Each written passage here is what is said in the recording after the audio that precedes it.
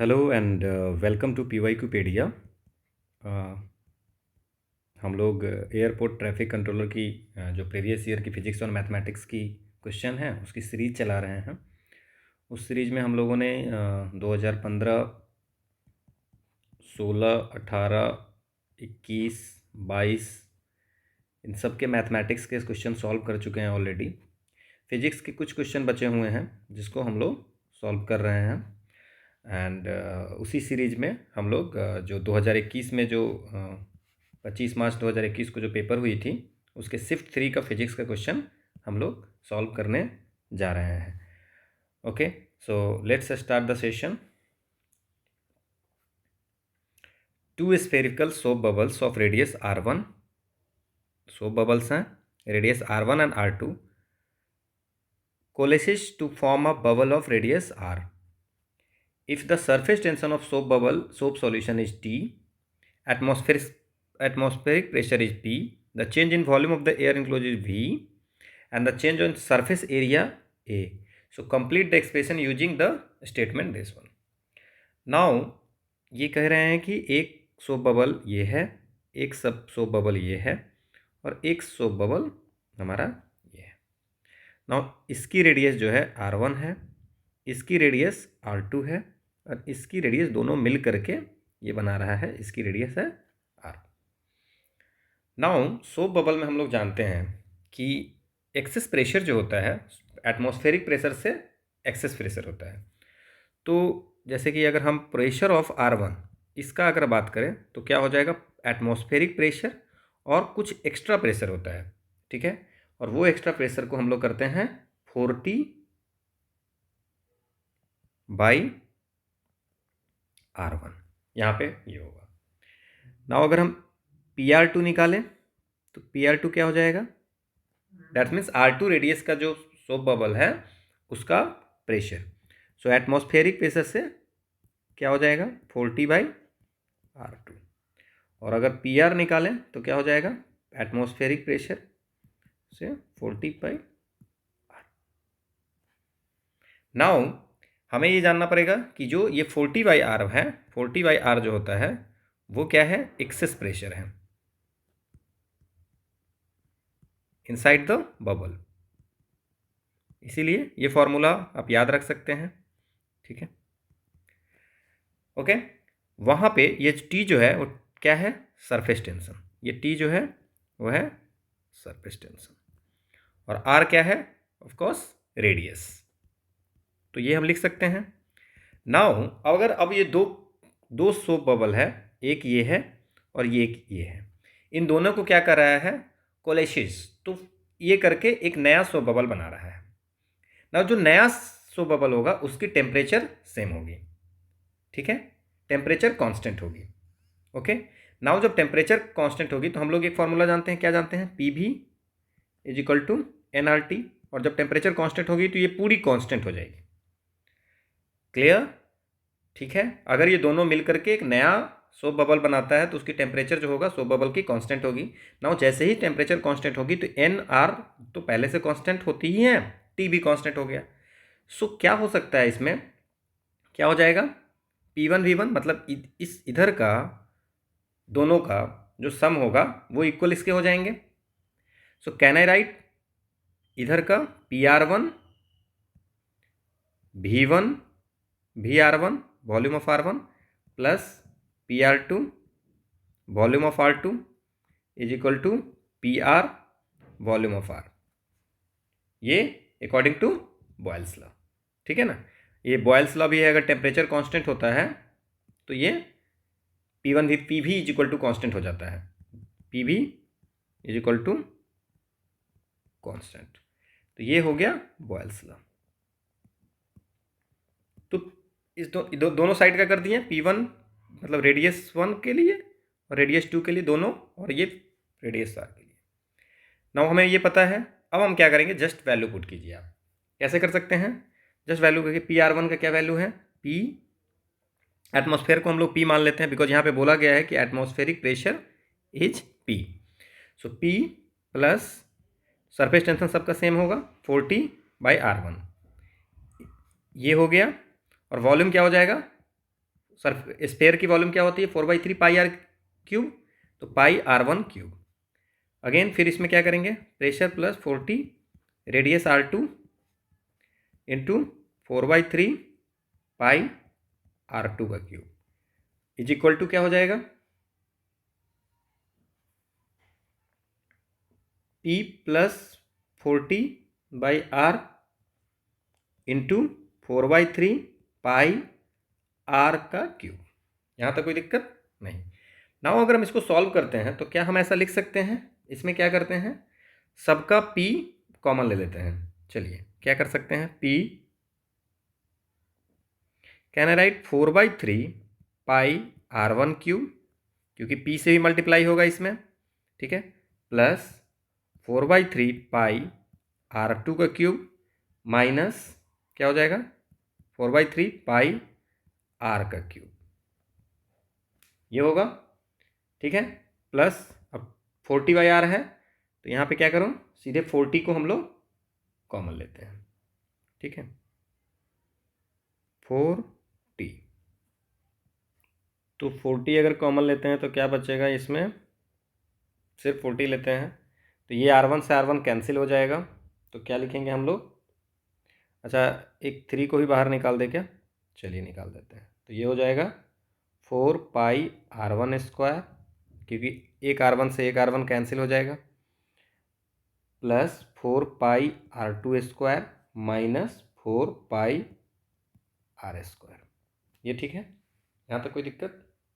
Now ये क्या है, 4 पाई R1 स्क्वायर 4 पाई, ये सरफेस एरिया हो गया, ठीक है, हमें दिए हुए है क्या हो गया, कंप्लीट से यूजिंग एबव स्टेटमेंट क्या है, change in volume of the air enclose V, change in surface area is A, change in surface area मतलब इस दोनों की सरफेस एरिया, चेंज मतलब क्या हो गया कि पहले वाले का जो एरिया होगा, ठीक है, प्लस दूसरे वाले का जो एरिया होगा, और ये बचा मान लेते हैं ये, तो चेंज इन क्या हो जाएगा कि A1 प्लस A2 में से जो A3 होगा, यही तो चेंज इन हुआ, तो ठीक है, तो वो हमें बता दिया A, और चेंज इन वॉल्यूम बता दिया, क्या चेंज इन वॉल्यूम बता दिया हमें, क्या, जैसे कि पहले वाले की जो वॉल्यूम होगी V1 और इसके V2 दोनों को ऐड करने के बाद, और ये इसके मान लेते V3 होगी, तो चेंज क्या होगा, दोनों को जोड़ के जो होगा उसमें से V3 हटा दिए तो जो बचेगा वही चेंज होगा, तो चेंज इन वॉल्यूम हमें दिया हुआ है B, तो ये क्या हो गया चेंज इन वॉल्यूम, तो can I write PV plus 40/3,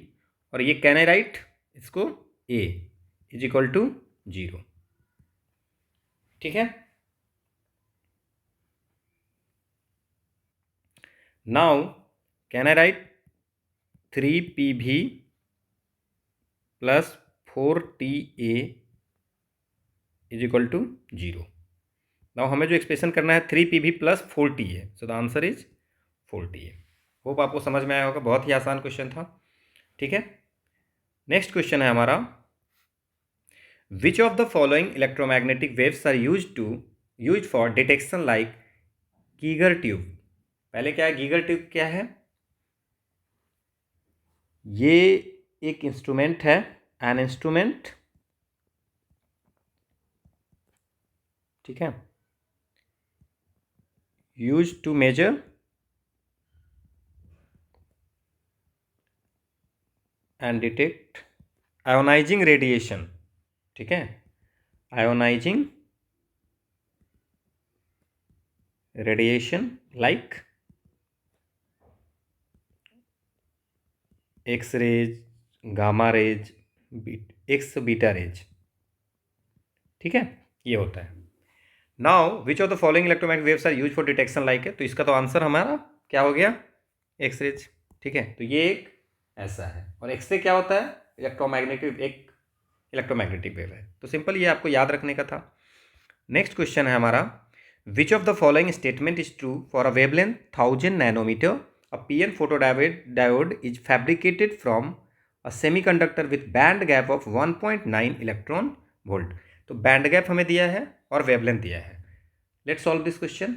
so what is the value of lambda, lambda is equal to 1000 into 10⁻⁻9 metre, और जो एनर्जी गैप या बैंड गैप है वो क्या है 1.9 इलेक्ट्रॉन वोल्ट, तो इसको हम लिख सकते हैं इलेक्ट्रॉन वोल्ट को 1.6 इंटू 10⁻⁻19, ठीक है, तो ये एनर्जी गैप हो गया।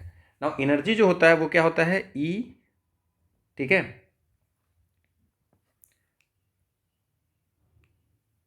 Is equal to H C by lambda when the value of Planck's constant 6.62, ठीक है, 6.6 into 10 to the power -34 into 3 into 10 to the power 8 divide by lambda की वैल्यू कितनी है 1000 into 10 to the power -9। Now इसकी जब value हम लोग solve करते हैं तो इसकी value, so I am using calculator, आप अप्रोक्स में इसको सॉल्व कर सकते हो कि 6.6 इंटू 3 जो होगा वो अराउंड 19.8 होता है। और जब ये सारे 8 माइनस 34 इट्स 26 और प्लस 9 माइनस 26 और प्लस 9 17 एंड 19, तो so this value is 1.98 into 10 to the power -18 joule energy हुई। नाउ अब हमारा जो एनर्जी है, ठीक है, एनर्जी कितनी आई 1.98, और हमारा यहाँ पे क्या दिया हुआ है, ईजी की वैल्यू अगर हम यहाँ से निकालें तो क्या हो जाएगा 1.9 into 1.6 which is equal to 3.04, okay.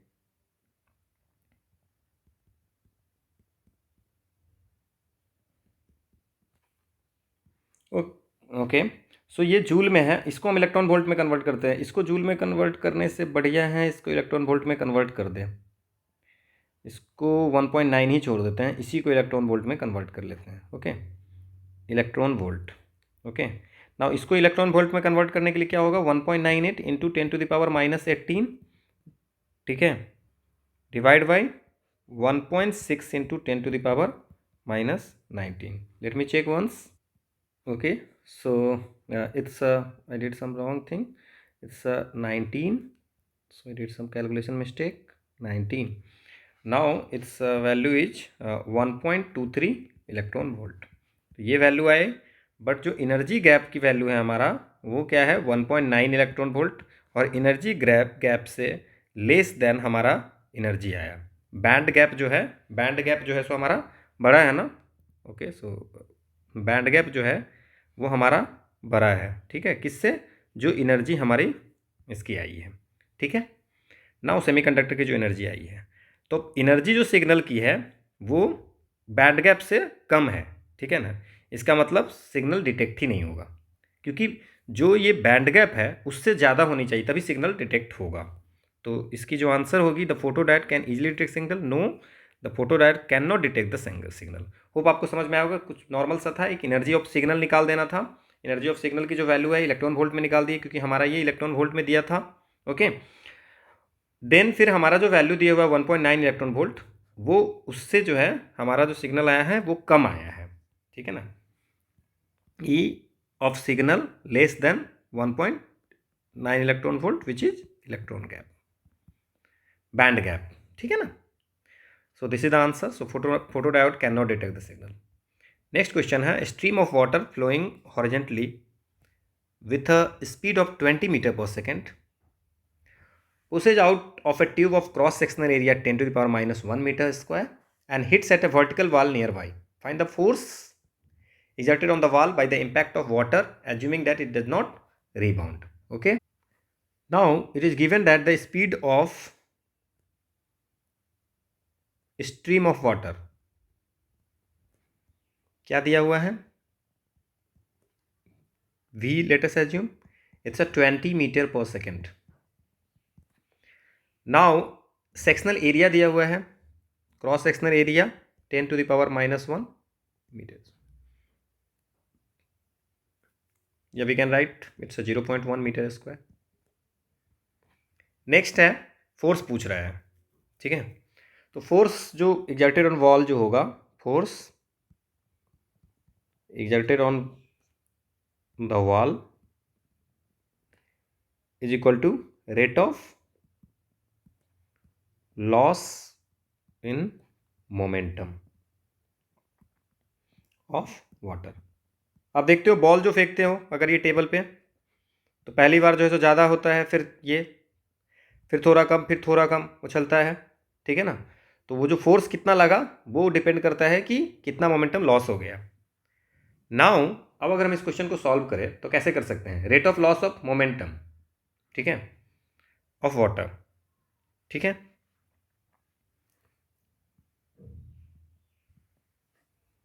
So momentum जो होता है वो क्या होता है, मास इनटू वॉल्यूम।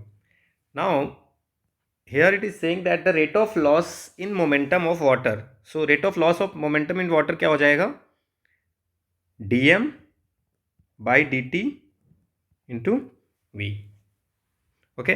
वेलोसिटी की वैल्यू हमें पता है। Now we have to calculate the value of dm by dt, ठीक है। So rate of loss of momentum तो ये हो गया।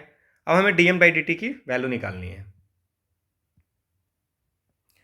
अब हमें क्या करना है कि dm by dt की वैल्यू निकालनी है। नाउ आप एक चीज़ देख लो यहाँ पे कि जो डेंसिटी होती है वो क्या होती है, density is equal to mass by volume, ठीक है। तो अगर हम लोग मास की बात करें तो क्या हो जाएगी, डेंसिटी इंटू वॉल्यूम। नाउ अगर हम रेट ऑफ चेंज की dm बाई dt की बात करें तो क्या हो जाएगा, it's a density dv by dt। Now what is the value of dv by dt, dv volume जो है यहाँ पे देखिए आप डायग्राम में ad, ठीक है। सो अगर हम यहाँ पे density D A D by D T करते हैं तो क्या हो जाएगा, ये ए निकल जाएगा और डिस्टेंस बाई, जैसे कि डी डी डी इसमें डिस्टेंस है, बाई डी टी जो होगा वो वॉल्यूम हो जाएगा, वॉल्यूम नहीं क्या हो जाएगा, वेलोसिटी। तो ये होगा, ठीक है। डेंस तो D M by D T की वैल्यू ये हो गई। नाउ कैन आई राइट, अगर हम मोमेंटम की बात करें तो क्या हो जाएगा, rate of loss of momentum की अगर बात करें तो क्या हो जाएगा हमारा, D M by D T is equal to rho A भी। नाउ जो डेंसिटी होती है ये वाटर है तो कितना हो जाएगा इसका 1000, एरिया कितना है 0.1 और वेलोसिटी कितनी है 20 metre per second. So it gives कितना देगा, इट्स अ 2000 kg पर सेकेंड इसलिए कि मास dm by rate of change है, ठीक है ना, पर सेकेंड, ठीक है ना, 2000 kg। नाउ dm dt की वैल्यू निकल गई। नाउ हम जानते हैं कि rate of loss of momentum क्या हो गया, ये हो गया rate of loss of momentum. Now इसमें क्या करना है, तो 2000 dm by dt into velocity 20 which is 40,000 Newton. Hope आपको ये समझ में आया होगा। हमें क्या है कि जो फोर्स कितना स्लो हो जाएगा, ठीक है ना, वॉल पे जाकर के कितना फोर्स लगेगा, तो फोर्स जो वॉल पे लगेगा वो कितना मोमेंटम लॉस हो रहा है उससे पता चल जाएगा कितना फोर्स लगा था। नाउ जो मोमेंटम होता है वो मास इंटू वेलोसिटी। नाउ अगर हम रेट ऑफ चेंज करेंगे तो D M by D T into V लिख सकते हैं। नाउ अब D M by D T, तब हमारा जो मेन ये हो गया कि D M by D T कैसे निकालेंगे। Now density is equal to mass by volume, तो mass is equal to density into volume and D M by D T is equal to, अब क्या करेंगे इसको अगर डिफ्रेंशिएट करेंगे तो दोनों साइड करेंगे तो D V by D T, और वी क्या होता है A into D. Now area को इधर बाहर निकाल दिए, एरिया इंटू डिस्प्लेसमेंट, तो ए, अब एरिया को बाहर निकल गया D D by D T, तो डी ऑफ डिस्प्लेसमेंट का जो डिफ्रेंशिएशन होगा वो होती है वेलोसिटी। तो रो ए वी हो गई, density into area into volume velocity, okay. Now ये हमारा D M I D T की वैल्यू निकल गई, वहां से हम लोगों ने इसमें वैल्यू पुट किया और आंसर आ गया। आसान क्वेश्चन थी, फॉर्मूला याद होनी चाहिए थी। नेक्स्ट क्वेश्चन है हमारा, अ pulse of light duration 10 to the power minus 5 second is absorbed fully by a little object initially at rest. If the power of the pulse, power दिया हुआ है, compute the final momentum of the object. Okay? So see, क्या हो सकता है, now energy की value क्या होगी, हमें टाइम दिया है 10 to the power minus 5 second, power की वैल्यू दी है 45 into 10 to the power minus 3 watt. Now जो हमारा एनर्जी होती है वो क्या होती है, E is equal to P into T, और E जो होता है P इंटू टी, या इसको हम लोग P इंटू सी भी बोल सकते हैं। नाउ पावर इनटू, ठीक है, clear, speed of light of course, ठीक है ना। नाउ हम इसमें क्या कर सकते हैं, इसको जैसे कि लेमडा जो आप अगर इसको अगर सॉल्व करना चाहते हो तो एनर्जी इज इक्वल टू क्या होता है, एस सी बाई लेमडा, और लेमडा इज इक्वल टू डे ब्रॉगली वेवलेंथ बोलता है एच बाई पी। नाउ अगर इस दोनों को अगर आप ये कीजिएगा तो ई की वैल्यू आती है पी इंटू सी, ठीक है। नाउ अगर आप बात करते हैं इसकी, पी क्या है यहाँ पे, मोमेंटम, ठीक है, मोमेंटम जो है पी है। अब E is equal to P into T और E is equal to P into C, ठीक है। नाउ तो ये जो पी है ये मोमेंटम है, जो एच बाई एम भी हम लोग पढ़ते थे ना, ये मोमेंटम है, और ये पी जो है ये पावर है, दोनों में डिफरेंस है। ये जो ई पी सी है ये मोमेंटम है, ठीक है। नाउ अब हम क्या करेंगे, दोनों तो एनर्जी ही है, so can I write P into T is equal to P into C, दोनों पी अलग है, ठीक है ना, याद रखना है ना। वन एक पावर जो है वो 45 into 10 to the power -3 into 10 to the power -5, और मोमेंटम हमें निकालना है, और सी की वैल्यू हमें पता है 3 into 10 to the power 8। Now जो मोमेंटम होगी वो क्या हो जाएगा, 45 into 10 to the power -3 into 10 to the power -5 divide by 3 into 10 to the power 8। So 3 से ये 15 टाइम में, और -8 हो गया, सो ये आंसर जो हमारा होगा वो 15 इंटू 10 टू द पावर -16 ही होगा। Of course K G meter per second, K G meter per second, so 15 into 10 to the power -16 होगा। So this is the answer. तो ये दोनों फॉर्मूला पता होना चाहिए था, E is equal to P into T, power into time, and P into C जो है डे ब्रॉगली वेवलेंथ से जो आता है वो, तो ये हमारा आंसर होगा। नेक्स्ट क्वेश्चन है हमारा कि light from a point source in air falls on spherical glass, जहाँ पे रिफ्रैक्टिव इंडेक्स क्या है 1.5 C, and radius of curvature 10 centimeter, the distance of the light source from the glass surface is 50 centimeter, at what position the image is formed. Okay, हम लोगों ने पढ़ी थी एक लेंस मेकर फॉर्मूला।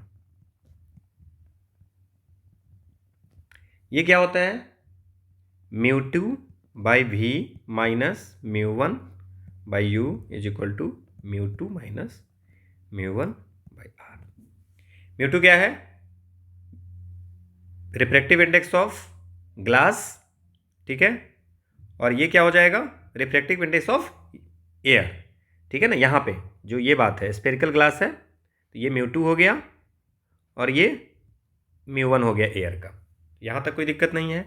तो what is the value of μ2, it is given at 1.5 C, ठीक है, और μ1 की वैल्यू क्या है, 1 है एयर का, आर की वैल्यू कितनी है 10 सेंटीमीटर, और जो इमेज है लाइट सोर्स जो है, distance of the light source जो है वो कहाँ पे है, ऑब्जेक्ट्स -50, ठीक है, ऑब्जेक्ट डिस्टेंस, क्लियर। नाउ अगर हम इसको सॉल्व करते हैं, जस्ट पुट द वैल्यू, तो हमारा इमेज की डिस्टेंस निकल जाएगी। Solve, it's 1.5 divide by V -1 by -50 is equal to 1.5 minus 1 divide by 10,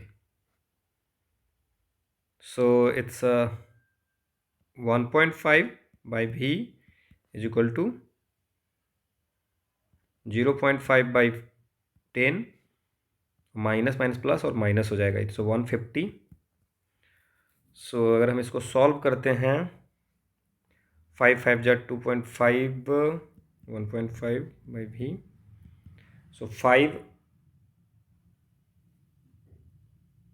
so 2.5 minus 1, it's 1.5 by 50, so 1 by v is equal to 1 by 50, so v की value कितनी हो गई 50 centimetre, ठीक है। So the image is formed at a distance of, image is form at distance of 50 centimetre from the glass surface in the direction of incident light,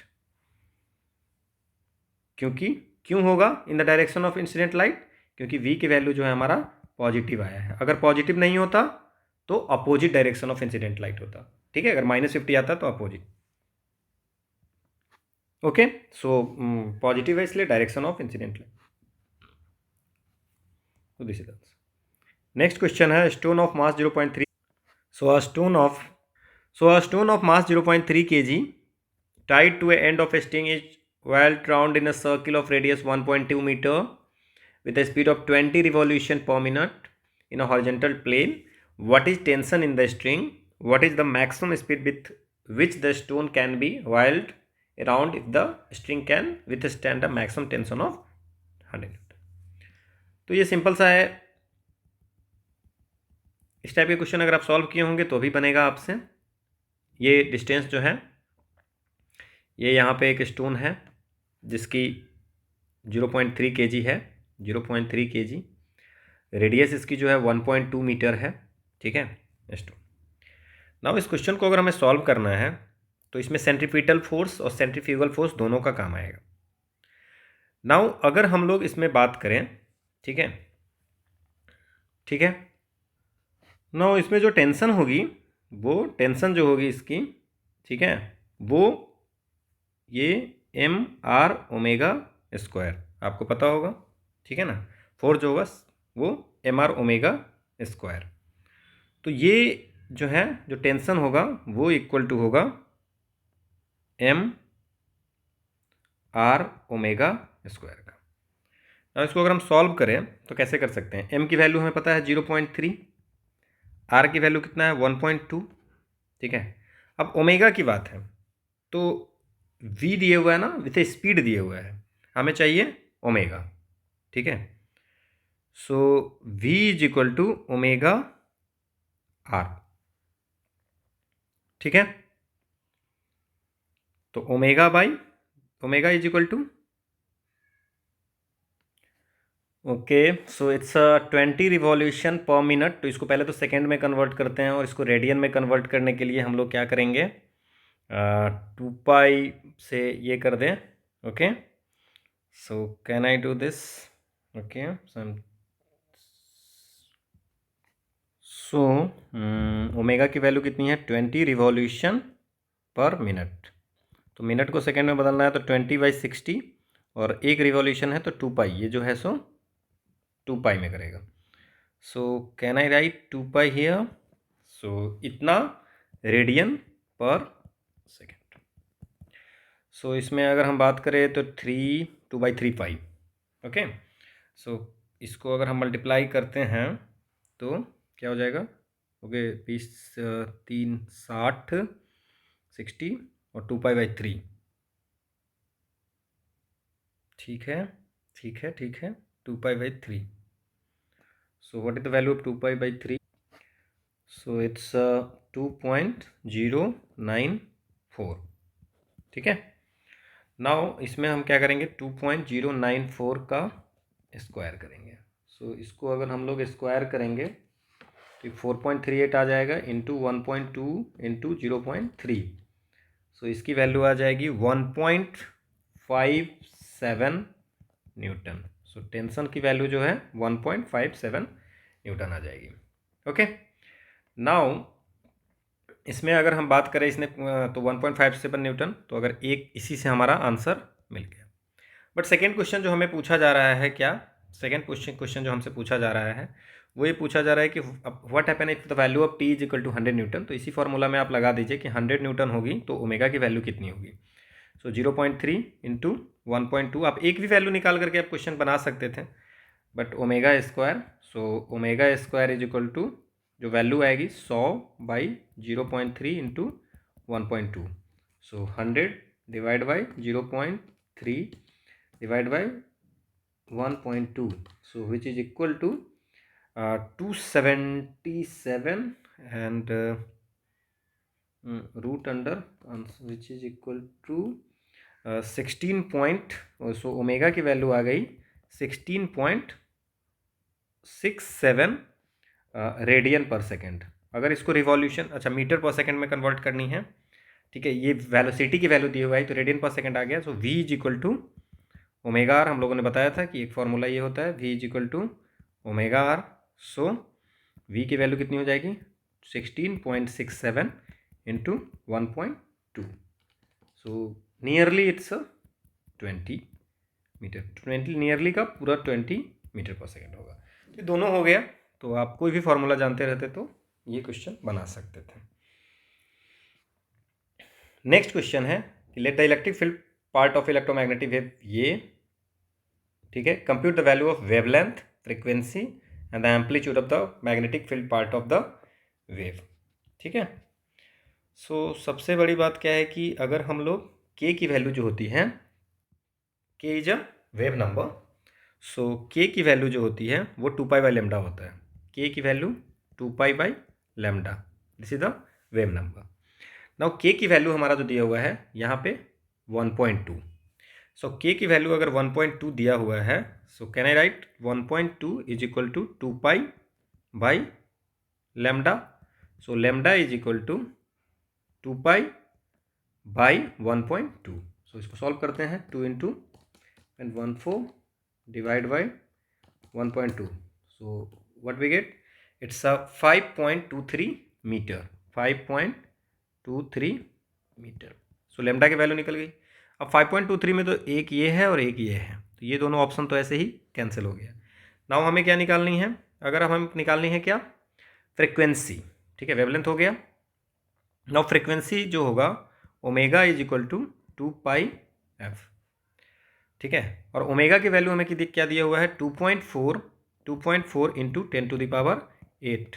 तो frequency की value अगर बात करें तो बाई 2 पाई।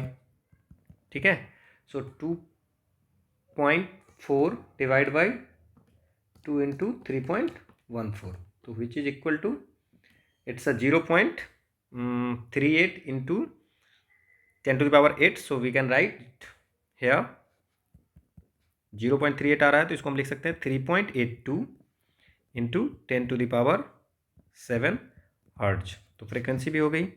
सो 3.82, सो 2 से हमारा आंसर निकल आया। नाउ अगर अब हमें amplitude of the magnetic field part, तो हमें ये पता होगा कि E not by B not is equal to होता है सी। तो B not is equal to क्या हो जाएगा, ई नॉट बाई सी, और ई नॉट की वैल्यू कितना है 2.3 बाई 3 इंटू 10⁻8। तो इसकी जो वैल्यू होगी वो क्या होगी 2.3 divide by 3। So it's 0.76। So 0.76 into 10⁻⁻8। ठीक है, टेस्ला डेफिनेटली।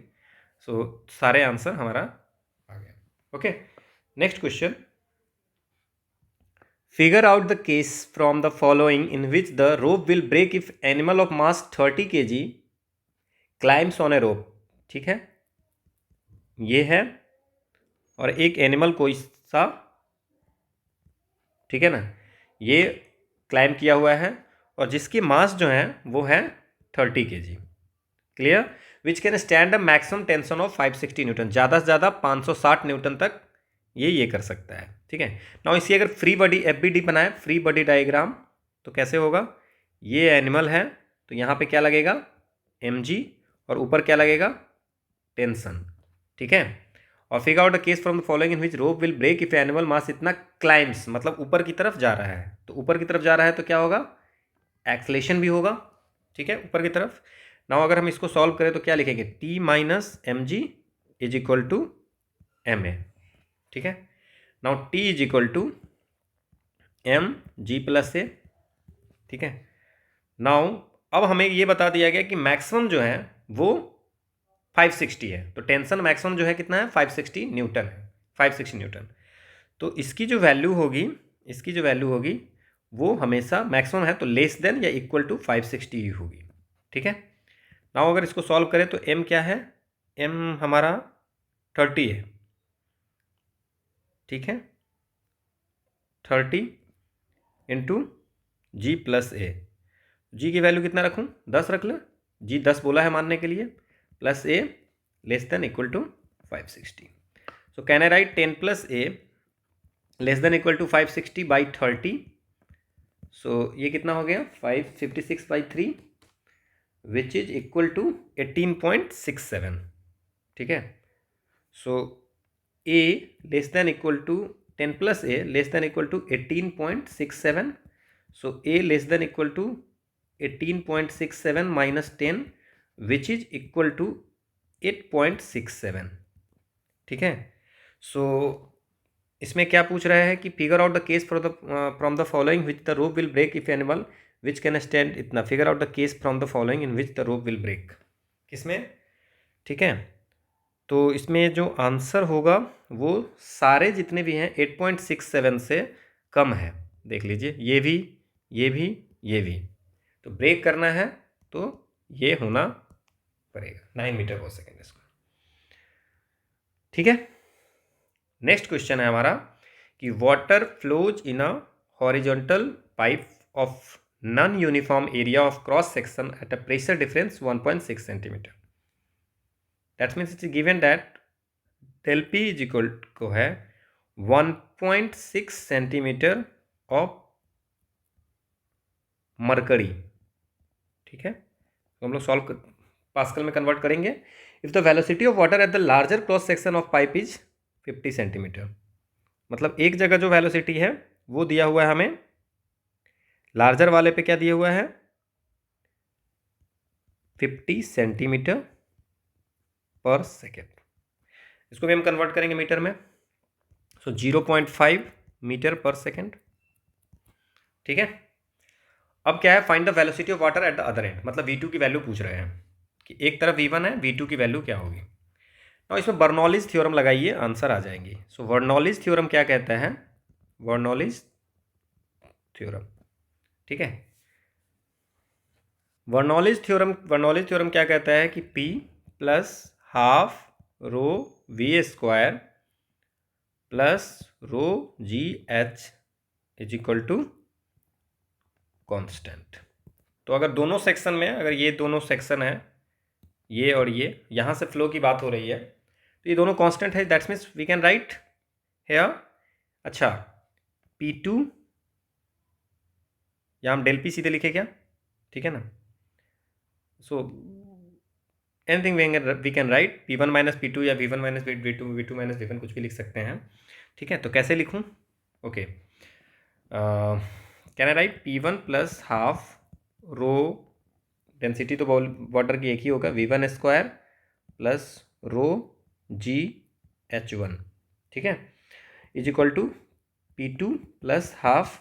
ये सब फॉर्मूले आपको याद होनी चाहिए. एग्जामिनेशन हॉल में इट्स वेरी डिफिकल्ट कि आप इसको ये कर पाएंगे. P1 माइनस P2 और इज इक्वल टू हम यहाँ पे half rho V2 square minus V1 square कर दें प्लस रो जी H2 माइनस A1. चूँकि ये जो है हॉरिजॉन्टल पाइप है, water flows in a horizontal pipe, that's means ऐसे. ठीक है ना. ये वर्टिकल ऐसे नहीं है.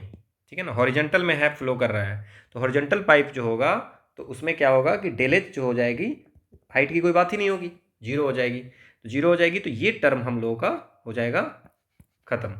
सो हमारा सिर्फ यही बचेगा P1 minus P2 is equal to half density of water V2 square minus V1 square. तो एक तरफ की वेलोसिटी दी हुई. अब नाउ प्रेशर की वैल्यू जो है हमें दिया गया है 1.6 सेंटीमीटर. तो पहले तो इसको मीटर में बदलते हैं. So can I write 0.016 metre of mercury. अब यहाँ पे अगर पास्कल में कन्वर्ट करना है तो हमें एक फॉर्मूला याद होनी चाहिए यहाँ पे, क्योंकि जो 1 मिलीमीटर ऑफ जो पारे का, ये जो मरकरी के प्रेशर के ये होते हैं वो इक्वल टू 1.33.3322 पास्कल होता है. तो इसको अगर पास्कल में कन्वर्ट करना है तो पहले इसको मिलीमीटर में कन्वर्ट करनी पड़ेगी. सो 0.016 इंटू 10⁻³ मिलीमीटर कर देते हैं. mm of Hg. ठीक है ना. मरकरी को Hg से डिनोट करते हैं. तो इसको सीधे हम मल्टीप्लाई कर देते हैं 133.322 से. तो जस्ट इसमें 0.016 इंटू 133.322. सो इट्स अराउंड, हमारा जो इसमें वैल्यू आ रहा है वो आ रहा है 2133. ठीक है. सो अराउंड 2133.15 ये पास्कल आ रहा है। नाउ जस्ट वैल्यू पुट करनी है, तो P1 माइनस P2 का तो वैल्यू 2133.15 आ गया, और ये हाफ डेंसिटी ऑफ वाटर 977 के आसपास होता है, 977 ना 997 के आसपास होता है, बट 1000 हम कंसीडर करते हैं, ठीक है। और V2 स्क्वायर और V1 जो पहले वाला है वो हमने दिया हुआ है, इट्स 0.5, तो 0.5 का square. Now just we have to calculate this, so 2133.15 into 2 divide by 1000, ठीक है, प्लस 0.5 का स्क्वायर, इट्स 0.5 का square, so it's comes 4.51, so V2 square is equal to 4.51, so V2 की वैल्यू जो होगी √4.51 होगा। This is the answer. For knowledge इस question पे लगभग हमेशा क्वेश्चन पूछा गया है, लगभग हर ईयर क्वेश्चन पूछा गया है इस पर। नेक्स्ट क्वेश्चन, गैल्वेनोमीटर भी हर साल लगभग क्वेश्चन आई है कि galvanometer coil has a resistance of 14 ohm and the meter shows full scale depletion for 4 milliampere. How will you convert the meter into a voltmeter of range 0 to 16 volt? तो ये question है, 0 से 16 volt में कैसे convert कर सकते हैं। Okay, now इसमें ये फॉर्मूला है हमारा दिया हुआ है, हम ये हमने दिया है, क्वेश्चन में ऐसा नहीं दिया होता है। नाउ इसमें पूछ रहा है कि हाउ विल वी कन्वर्ट, तो पहले हम इसकी वैल्यू निकालते हैं, देन फिर पता चलेगा। तो he is saying the galvanometer coil has resistance, तो रेजिस्टेंस ऑफ गैल्वेनोमीटर जी की वैल्यू हम इसी फार्मूला के अनुसार से करते हैं, otherwise you can assume RG, ठीक है।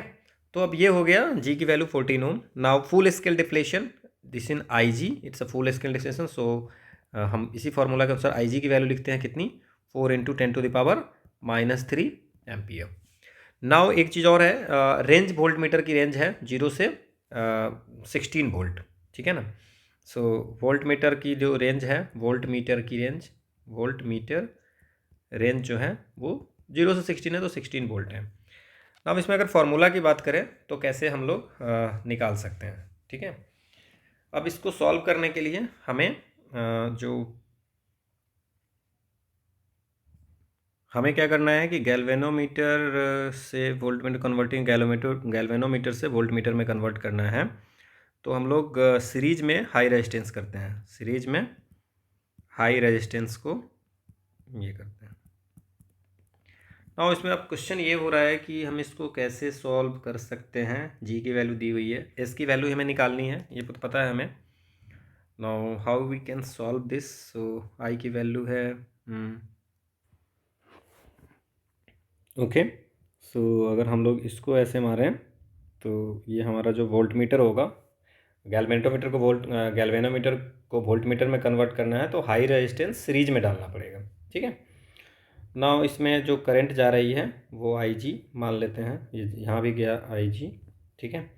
और ये जो अगर रेजिस्टेंस की बात करें तो गैल्वेनोमीटर कॉइल की रेजिस्टेंस, तो इसको हम लोगों ने G माना है तो G ही मान लेते हैं। और ये जो रेजिस्टेंस है वो हमारा वो जो शंट रेजिस्टेंस है, वो हम लोगों ने सीरीज में रेजिस्टेंस जो करेंगे, ठीक है ना। अब हम लोगों को अगर हम लोगों को इस दोनों के बीच में अगर बात करें, सो ये ठीक है ना, गैल्वेनोमीटर में ये सीरीज में ये ऐड करते हैं एक हाई रेजिस्टेंस, तो हम लोग का वोल्टमीटर में कन्वर्ट हो जाता है। तो वोल्टमीटर इसकी जो हमें एक्चुअली V दी हुई है, अगर I दी होती तो इस फार्मूला पे हम लोग सेट कर सकते थे, but we got the value V, तो इसमें अगर हम सॉल्व करें तो क्या लिखेंगे, IG G plus S is equal to V, ठीक है। ये आमीटर वाले में आ जाएगा आराम से। नाउ इसमें अगर हम बात करें कि what is the value of S की वैल्यू क्या होगी, तो क्या हो जाएगा, S is equal to V/IG minus G, ठीक है। सो ये हो जाएगा। नो जस्ट कैलकुलेट 16/IG की वैल्यू कितनी है, 0.004 एंड G की value -14, so we can write that it's 4000 -14, so it's 3986 ohm. तो कितने का रेजिस्टेंस लगाएंगे, वो हमारा 3986 ओम हो जाएगा। सो दिस इज द आंसर। वैसे गैल्वेनोमीटर को आंसर नहीं दिया हुआ है, बट गैल्वेनोमीटर को वैसे भी अगर वोल्टमीटर में कन्वर्ट करेंगे तो सीरीज में हाई रेजिस्टेंस लगाई जाती है, अगर आमीटर में कन्वर्ट होनी जाती है तो पैरेलल में लगाई जाती है। ओके, नेक्स्ट क्वेश्चन हमारा यह है कि the radii of curvature of the faces of a double convex lens. Okay, so double convex lens are 20 centimetre and 30 centimetre. So double convex lens कैसा होगा, ऐसा होगा, और इधर R1 होगा, इधर R2 होगा। So one is 20 centimetre, so R1 जो इस साइड होगा उसको 20 सेंटीमीटर, R2 ये निगेटिव हो जाएगा। हम कलर साइन कन्वेंशन बहुत बार, बहुत पहले भी वीडियो में बहुत सारा करा चुके हैं, so that's not important. So the focal length of lens is 36 centimetre. So the F की वैल्यू क्या है, 36 सेंटीमीटर। सो लेंस मेकअप फार्मूला की अगर हम बात करें तो लेंस मेकअप फार्मूला हमने पढ़ा है 1/f is equal to mu minus 1/r1 minus 1/r2, and we have to find the reflective index. So 1/5f है, तो क्या लिखेंगे 1/36 is equal to mu minus 1, और इट्स 1/20 माइनस 1/-30। हम इसको अगर सॉल्व करते हैं तो क्या हो जाएगा, इट्स 1/36 और म्यू माइनस 1, और ये 20 और 30 है, सो 60, ठीक है। और इधर कितने हो जाएंगे 60, तो ये प्लस हो जाएंगे। ओके, तो 60 हो जाएंगे, तो ये 3 और ये 2 5। So 1/36 is equal to mu minus 1 into 1/5/60 हो जाएगा, तो 12 हो गया 1/12। सो 12 से ये 3 बार में कट गया। So mu is equal to क्या हो जाएगा 1/3 plus 1 which is 1.33। So the answer जो होगा 1.33 होगा। सो आसान क्वेश्चन था। नेक्स्ट जो है, in a plane electromagnetic wave the electric field oscillate frequency दिया हुआ है, ठीक है, एम्पलीट्यूड दिया हुआ है। बहुत ही आसान क्वेश्चन है कि amplitude find the oscillating magnetic field. Electric field दिया हुआ है, दैट मीन्स कि E0 की वैल्यू दी हुई है 36 वोल्ट पर मीटर, ठीक है। और हमें पूछ रहा है क्या कि, और C की वैल्यू 3 × 10⁸, तो हमें पूछ रहा है B। तो ये तो कितनी बार पूछा जा चुका है, ठीक है ना, कि एम्पलीट्यूड मैग्नेट इलेक्ट्रिक फील्ड के एम्पलीट्यूड और मैग्नेटिक फील्ड के एम्पलीट्यूड का जो रेशियो होता है वो स्पीड ऑफ लाइट होता है। सो बी की वैल्यू क्या, बी नॉट की वैल्यू क्या हो जाएगी, E0/c। So it's 36/3 × 10⁸, so which is it's 12 10⁻⁸। So we can write 1.2 × 10⁻⁷ tesla. So this is the answer. Next question है कि एक यूनिफॉर्म इलेक्ट्रिक फील्ड जो 50 volt per metre is directed at 30 degree with the positive x-axis as shown in the given figure। okay, so figure नहीं दिया हुआ है, print नहीं हो पाया। so OA is equal to 6 meter, OB is equal to 8 meter, find the potential difference BB minus B और V0 minus VA। so let's first draw the diagram।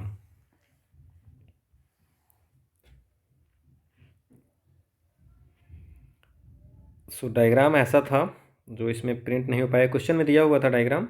Okay, so ये हो गया, फिर ये हो गया, ओके, एंड इट्स O, यहाँ पे A है और यहाँ पे B है, ठीक है, और ये जो एंगल है 30 है, ठीक है। तो ये हो गया।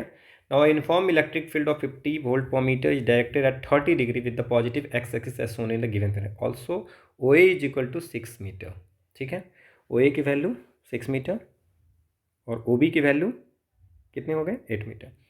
नाउ अगर हम बात करते हैं कि VB माइनस VA क्या होगा, VB माइनस VA, ठीक है। तो VB माइनस VA क्या हो जाएगा, माइनस A से B EDR, ठीक है। नाउ OA जो है अगर हम इसकी रखें तो क्या लिखेंगे -60 और ये क्या लिखेंगे 08। तो हम इसको अगर कैलकुलेट भी करें तो इसको ऐसे किया जा सकता है, ठीक है।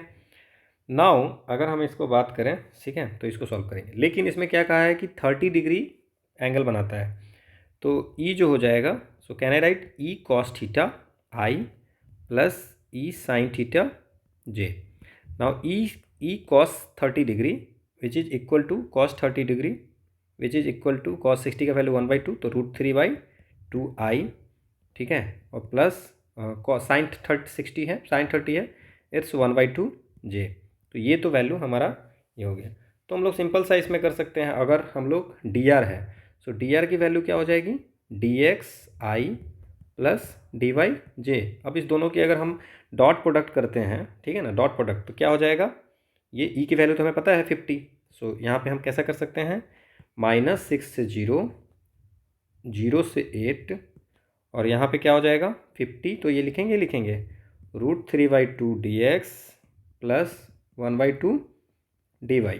ठीक है, तो इसको अगर हम सॉल्व करते हैं तो हमारा क्या वैल्यू आता है वो हम देखते हैं। ठीक है, सो इसको अगर हम सॉल्व करेंगे, ठीक है, x और y में, और दूसरा अगर v0 माइनस va की वैल्यू है, दैट्स मीन्स ही 0 से कर रहे हैं a की वैल्यू।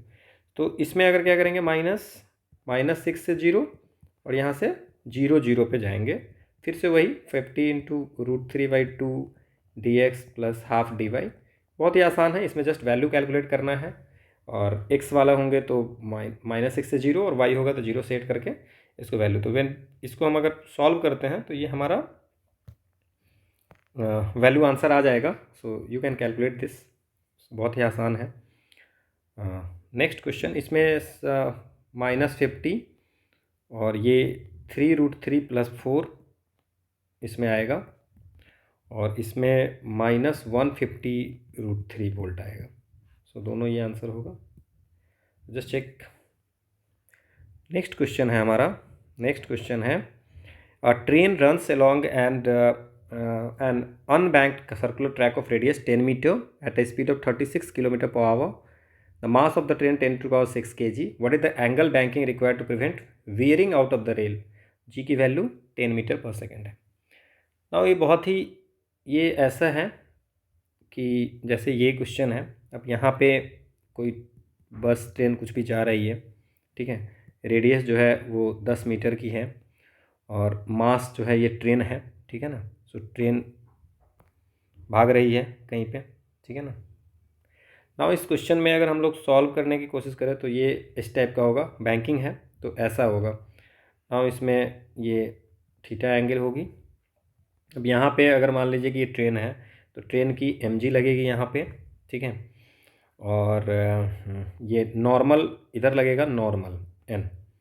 सो अगर हम इसको x में रखें तो y में रखें, तो ये हो जाएगा n साइन थीटा नॉर्मल में, और ये हो जाएगा n cos थीटा, और इधर जो सर्कुलर है तो एक इधर ये mv²/r तो लगेगा ही लगेगा, ठीक है, सर्कुलर ट्रैक है। तो अब हमें क्या करना है कि थीटा की वैल्यू निकालनी है। क्या निकालनी है, थीटा की वैल्यू निकालनी है क्या, हाँ, थीटा की वैल्यू निकालनी है कि एंग थीटा क्या होगा। नाउ अगर हम इसको सॉल्व करते हैं तो ये क्या हो सकता है, तो can I write n sine theta, तो ये क्या हो जाएगा n cos theta is equal to mg, और n sine theta is equal to mv²/r। Now इसको अगर हम डिवाइड करते हैं, इसको 1 मान लेते हैं या 2 मान लेते हैं, इसको 1 मानते हैं और 2 डिवाइड बाई 1 करते हैं, तो क्या हो जाएगा n, ये n कैंसिल हो जाएगा, सो tan थीटा हो जाएगा, और mv²/r by mg, so m से m कट गया, सो v²/rg which is tan theta. Now v की जो वैल्यू है 36 किलोमीटर पर आवर है, तो इसको अगर हम 36 को कन्वर्ट करें तो 5/18 which is metre per second में, तो 10 मीटर पर सेकेंड। नाउ ये क्या हो जाएगा 10 इंटू 10, आर की वैल्यू कितनी है 10, और जी की value 10, so it's 1, so theta की वैल्यू कितनी हो जाएगी 45 degree. tan 45 is equal to 1 होता है, so this is answer. Next question है, द बिलो फिगर सोच, अब अगर फिर से फिगर गायब है, below figure shows a ball of mass 0.6 kg rebounding between two walls separated by distance 2 centimeter. दो वॉल हैं उसके बीच में, the ball rebounds between the wall every 2 second, ठीक है, with a uniform velocity, find the magnitude of each pulse. तो जो diagram दिया हुआ है वो पहले मैं ड्रा कर देता हूँ। इट्स t जो सेकेंड में है, और जो x है डिस्टेंस सेंटीमीटर में है, और ये डायग्राम दिया हुआ है, ये 2 है, और 2 4 6 8, ठीक है, और भी है ऐसे। 10, no it's sorry did some mistake, 2, 4, 6, 8, 10, 12, 14 और 16। तो ये इसकी कोई ज़रूरत ही नहीं है, इसको हटा देते हैं।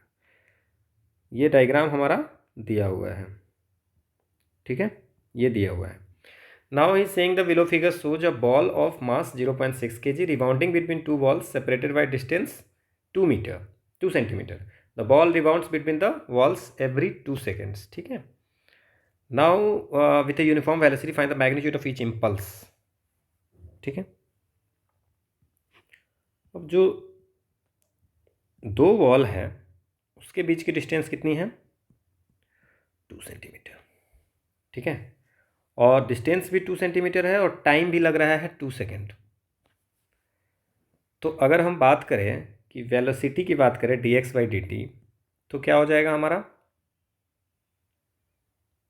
2/2, सो 1 centimetre per second. So can I write 10⁻⁻2 metre per second. ये तो इतना हम लोग लेके चलते हैं, ठीक है ना, मैग्नीट्यूड ऑफ द वेलोसिटी, ठीक है। नाउ अगर हम बात करें कि जैसे कि मान लेते हैं कि सिंपल सा एक ये बात करते हैं यहाँ, ठीक है, तो ये 0 0 हो गया, ये कितने हो गए, 4 0 हो गई, ठीक है, 4 0, और ये कितने हो गई, 2 2। तो हम ये कह सकते हैं कि जो वेलोसिटी होगा वो ऐसा भी लिख सकते हैं dx/dt या स्लोप ऑफ xt ग्राफ, ये वेलोसिटी होती है। स्लोप निकाल सकते हैं 2/2, 1 है ना, ठीक है, तो 1 सेंटीमीटर पर सेकेंड तो हो ही गया। तो वैसे भी निकाल सकते थे और ऐसे निकाल दिया हमने, कोई इशू नहीं। नाउ अब अगर जो इम्पल्स होता है वो इम्पल्स जो होती है वो क्या होता है, इम्पल्स जो होता है फोर्स इंटू टाइम होता है। सो इम्पल्स जो होती है फोर्स इंटू टाइम, और इसको हम लोग मोमेंटम भी बोलते हैं, ठीक है, चेंज इन लीनियर मोमेंटम भी इसको बोलते हैं। नाउ अगर हम इसको सॉल्व करें तो क्या लिख सकते हैं, चेंज इन मोमेंटम, ठीक है।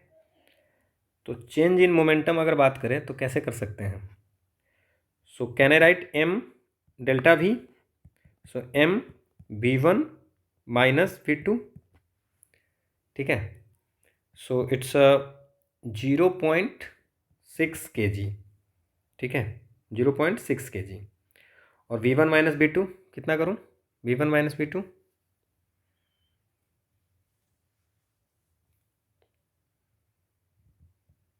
1 माइनस ऑफ -1, ये सेंटीमीटर में हो जाएगा, ठीक है ना, सेंटीमीटर पर सेकेंड, ठीक है ना।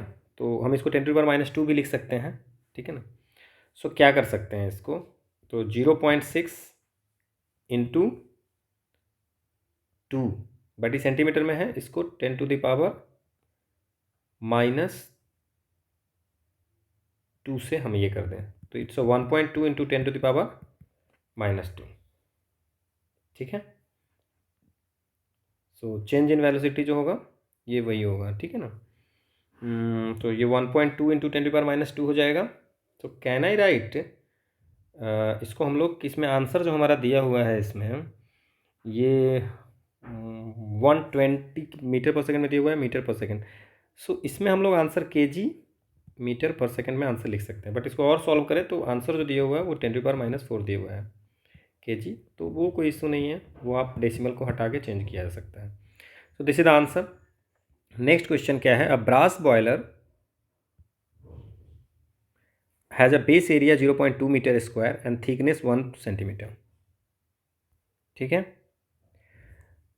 It boils water at the rate of 6 kg per minute when placed on a gas stove. Calculate the temperature of the part of the flame in contact with the boiler. Also the temperature at which water boils is 100 degree Celsius. Thermal conductivity of brass दिया हुआ है, heat of vaporisation of water भी दिया हुआ है। अब ये formula अगर पता होगा तो क्वेश्चन बन सकता है। तो एरिया की दिया हुआ है 0.2 मीटर स्क्वायर, टेम्परेचर टी जो है सो दिया हुआ है 1 centimetre, so we can write 10⁻⁻2 metre. Now rate of flow of heat क्या होता है, rate of flow of heat. ये सब कुछ फॉर्मूला हमने बहुत बार यूज किया है।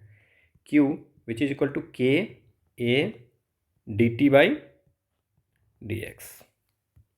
Okay, so K A D T by D X होता है। नाउ अगर हम इसको सॉल्व करें, के क्या है? Thermal conductivity. के है थर्मल कंडक्टिविटी, और Q की वैल्यू m इंटू एल भी होती है। सो अगर हम लोग इसमें Q की वैल्यू ml भी होती है, सो अगर हम इसको डिफ्रेंशिएट करते हैं तो d q by D T is equal to d M by D T into l. इसको चेंज भी कर सकते हैं, del q by del t is equal to del m by del t into l. Mass of the water की बात हो रही है। नाउ रेट ऑफ फ्लो ये होता है, लेकिन फॉर इसी फॉर्मूला को for steady heat conduction, steady heat conduction क्या होता है? Change of Q by T, के ए तो सेम ही रहेगा, चेंज इन टी सेम ही चीज़ है। सो चेंज इन टी में क्या लिख सकते हैं हम लोग? हाइयर माइनस लोअर, या T1 माइनस T2 कुछ भी लिख सकते हैं, डिवाइड बाई ये जो थिकनेस है। नाउ अब इसको हम सॉल्व करते हैं। अगर del q by del t की वैल्यू निकालने की कोशिश करते हैं, तो के की वैल्यू कितनी होगी? तो के क्या होती है? थर्मल कंडक्टिविटी, और थर्मल कंडक्टिविटी ब्रास की कितनी है? 109 जूल पर सेकेंड। तो ये ठीक है। एरिया कितनी है? 0.2, और इसकी वैल्यू क्या है? T h minus t l कितनी है? 100, क्योंकि 100 degree temperature at which also the temperature at which water boils is 100 degree Celsius. ठीक है, हॉटर साइड का टी एच है और कोल्डर साइड का 100 है। नाउ इसमें अगर और वैल्यू टी की वैल्यू 0.01, तो एक तो ये हो गया।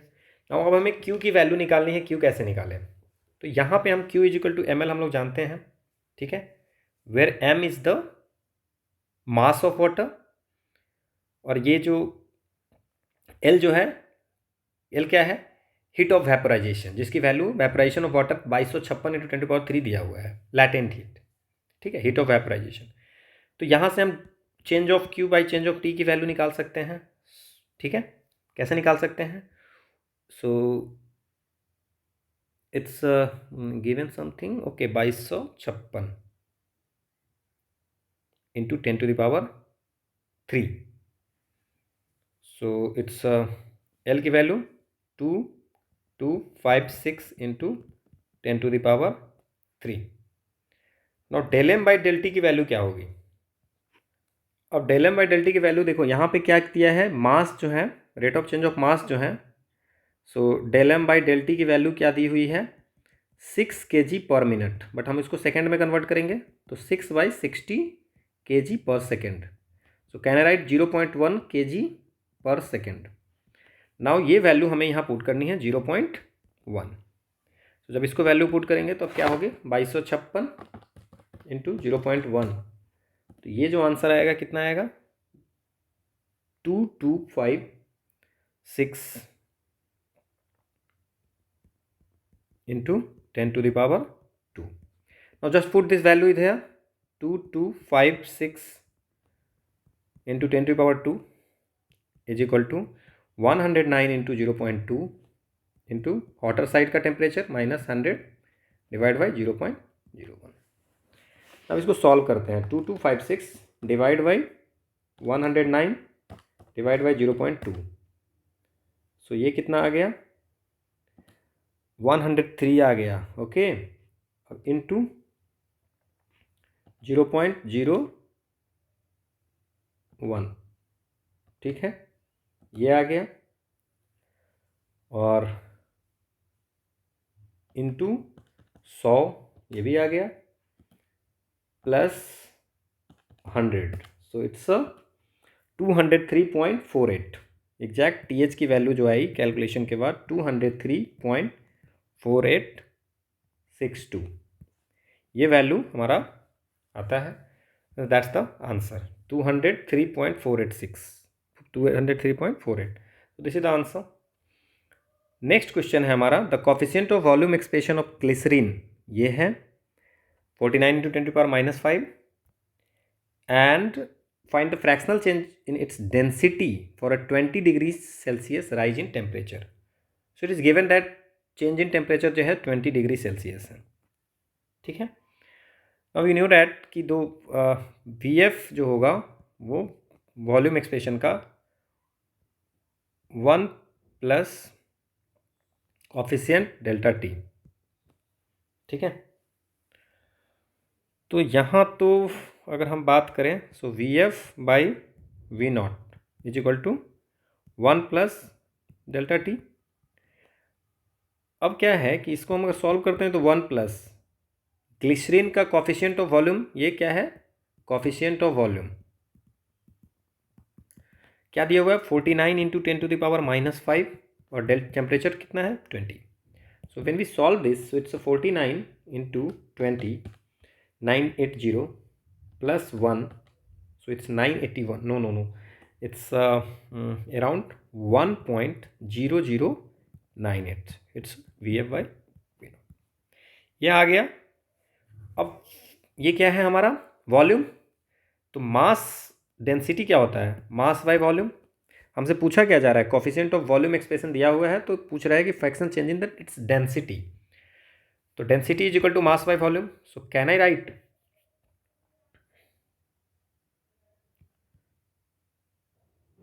the fractional change in density, now we have two options, either हम लोग सबको इसमें कन्वर्ट करें, इसको इसमें कन्वर्ट करके फिर देखें कि क्या होता है, या दूसरा हमारे पास ऑप्शन ये है कि हमारी जो डेंसिटी की जो ये होती है फॉर्मूला होती है उसमें डायरेक्ट वैल्यू पुट करें। तो डेंसिटी की फॉर्मूला होती है जो वो क्या होती है, ठीक है, वो होती है density final initial 1 minus delta T, ये होती है। तो अगर आपको ये याद है तो डायरेक्ट हमारा आंसर आ सकता है, ठीक है। सो ऐसे यही तो पूछ रहा है। सो 1 माइनस अगेंस्ट डायरेक्ट वैल्यू आ सकती है 10⁻⁻5 इंटू 20, सो इट्स 0.0098 इसका वैल्यू आएगा। 1 माइनस इतना है 1 माइनस 49 इंटू 2, ठीक है। So we can write 0.98 into 10⁻⁻2, तो ऐसे लिख सकते हैं। तो ये ऐसा होता है। अब इसको अगर ये कैसे आया उसको अगर हमें सॉल्व करना है तो हमें इस वैल्यू को बनाना पड़ेगा, यहाँ से हमें इस एक्सप्रेशन से ये डाल के बनाना पड़ेगा, ठीक है।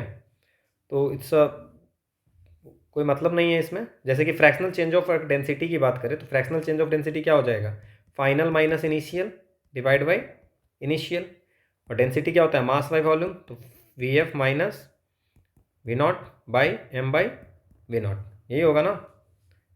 तो अब क्या हो जाएगा इसको, तो क्या होगा change in density divide by initial, okay, is equal to, या इसको ऐसे भी छोड़ दें तो क्या फ़र्क पड़ता है, ठीक है। और मास सब कैंसिल हो गए तो 1 by v f minus 1 by v not by 1 by v not. अब इसको अगर हम सॉल्व करते हैं तो हमारा वी वाई, अब इसमें अगर 1 by v f minus 1 by v not by 1 by v not, अब इसको सबको सॉल्व करते हैं तो ये v not by v f हो जाएगा, ऊपर जाएगा तो, और -1 हो जाएगा। तो अब आप देख सकते हो कि डायरेक्ट इसकी जो वैल्यू है इसमें से 1.0098 -1 कर दें तो ऐसे ही आंसर आ जाएगा 0.0098। तो ऐसे भी कर सकते थे, बाकी अगर फॉर्मूला याद है तो ये भी ऐसे कर सकते थे। It's up to you. Next question है हमारा, which of the following is statement is incorrect regarding the comparison between Biot Savart law for the magnetic field and Coulomb's law, ठीक है। आसान क्वेश्चन है। तो कौन सा है, both are long range since both depend inversely on the square, हाँ बिल्कुल दोनों स्क्वायर। कूलम्ब्स लॉ भी होता है Q1 Q2 4πε1/4πε0 Q1/Q2 R square, ये भी होता है μ0 I dl क्रॉस R बट्टे RQ बट्टे, ठीक है। ये साइन थीटा भी, dl क्रॉस R है तो ये साइन थीटा भी बाद में एंगल पे भी डिपेंड करता है। तो ये तो स्क्वायर पे है दोनों, आर स्क्वायर, ये वेक्टर बनाने के लिए आर बाई आर क्यू कर देते हैं हम लोग। The electrostatic field is produce by scalar source namely the electric charge, the magnetic field is produce by vector source, बिल्कुल वेक्टर सोर्स है। There is no angle dependency in Biot Savart law, ये गलत बात है, बायो-सावर्ट लॉ में angle dependency होती है, इसमें एंगल डिपेंडेंसी नहीं होती है। सो इनकरेक्ट पूछ रहा है, तो ये होगा आंसर। नेक्स्ट क्वेश्चन हमारा ये है कि for the C transistor amplifier the audio signal voltage across the collector resistance of 3 kilo ohm is 3 volt, ठीक है। So assume the current amplification factor of the transistor is 50, okay.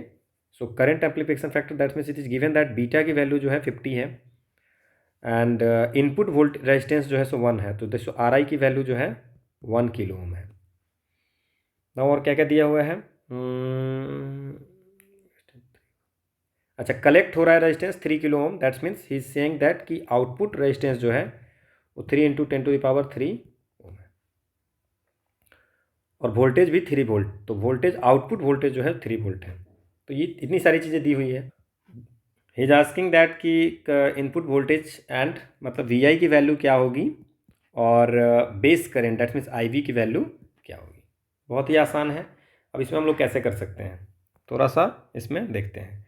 जो voltage gain होता है, voltage gain, ठीक है, voltage gain जो होता है वो क्या होता है, आउटपुट वोल्टेज इनपुट वोल्टेज, ठीक है, इज इक्वल टू, इसको ए बी से डिनोट करते हैं, output by input is equal to amplification factor into output, ये होता है।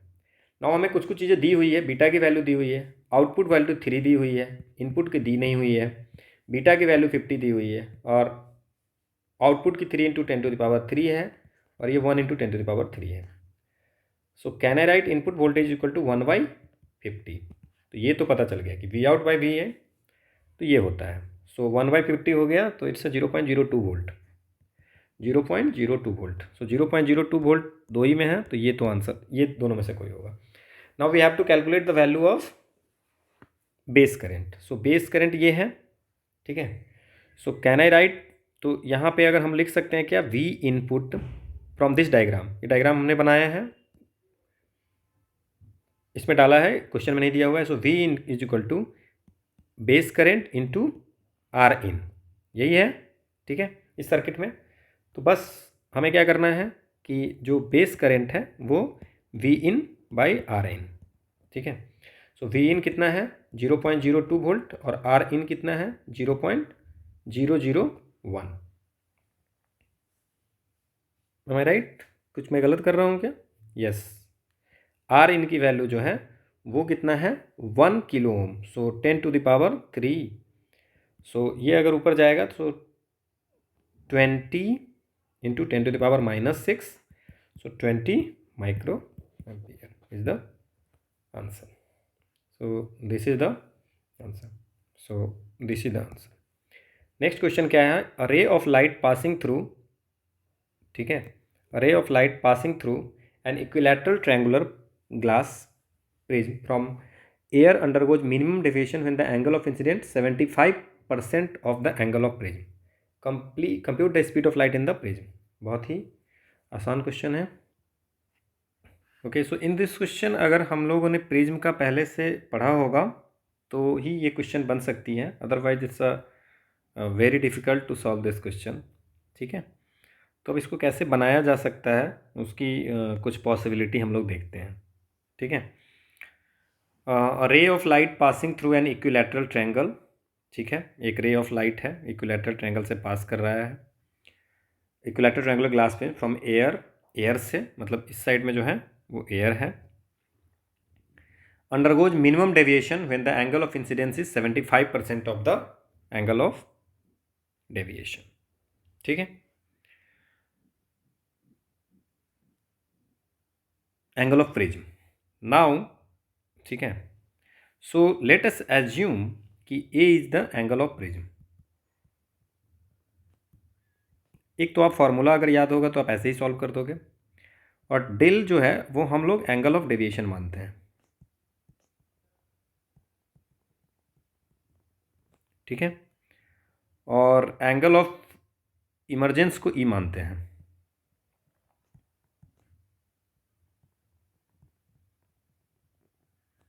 ठीक है, और I is the angle of incidence. ठीक है, तो अब ये कितना डेविएट करता है वो हम लोग को देखना है। ठीक है, सो इस क्वेश्चन को सॉल्व करने के लिए हम लोग ये जो एंगल ऑफ डेविएशन है वो मिनिमम है। ठीक है, तो जब भी ये मिनिमम होगा, ठीक है ना, अगर angle of incidence undergoes minimum होगा तभी मिनिमम होगा। एंगल ऑफ डेविएशन मिनिमम होगा when, that means angle of deviation जो सबसे मिनिमम होगा व्हेन आई और ई जो है, अब ये दोनों अगर सेम हो जाए, ठीक है ना, तो आई और ई अगर सेम हो जाएगा, दिस इज द एंगल आई। ठीक है ना, तो दोनों सेम होगा। तो अगर हम इसकी फॉर्मूला को देखें, so I plus E incidence plus emergence is equal to prism का एंगल प्लस ये होता है। अब अगर आप ये याद भी रखेंगे तब भी ये कंडीशन से काम चल जाएगा। और ये मिनिमम तब होता है जब I is equal to E होता है। So can I write 2i is equal to A plus ये मिनिमम। अब क्या है कि ray of light passing through equilateral triangle है। ठीक है, glass prism from air undergoes minimum deviation when the angle of incident is 75% angle of the prism. So prism क्या है, इक्विलैटरल ट्रायंगल है। सो इक्विलैटरल ट्रायंगल की angle कितनी होती है, 60 डिग्री। ठीक है, सो ही इज सेइंग दैट कि आई की वैल्यू है 75% ऑफ 60। सो एंगल आई क्या हो जाएगा, it's 45 degree. So angle I की वैल्यू हो गई 45 degree. Now what we have, 2 into 45 is equal to A की वैल्यू, प्रिज्म की एंगल कितनी है 60, क्योंकि बता दिया है कि इक्विलैटरल है मिनिमम। सो जो डेविएशन मिनिमम डेविएशन है वो कितना हो जाएगा 30। ठीक है, now compute the speed of light in the prism. ठीक है, अब म्यू की जो वैल्यू होती है, अब इसमें प्रिज्म लॉ क्या होता है, अब ये मैं एक्सप्लेन नहीं करने जा रहा, इसका मैं फॉर्मूला बता देता हूँ कि प्रिज्म लॉ बोलता है कि जो म्यू होती है, ठीक है, किस चीज़ से बनी हुई है, ग्लास से या किस चीज़ से बनी हुई है, वो होती है साइन ए प्लस रो minimum, that means deviation minimum deviation by 2 divide by sine prism angle by 2। Now इसमें क्या कर सकते हैं, साइन ए कितना है, 60 और प्लस 30 90/2 तो 45 लिख दूँ डायरेक्ट। और साइन a/2 ए की वैल्यू कितनी 60, 30 साइन 30 की वैल्यू कितनी हो गया √3/2। No no no no no, sine 30 की वैल्यू इट्स 1/2।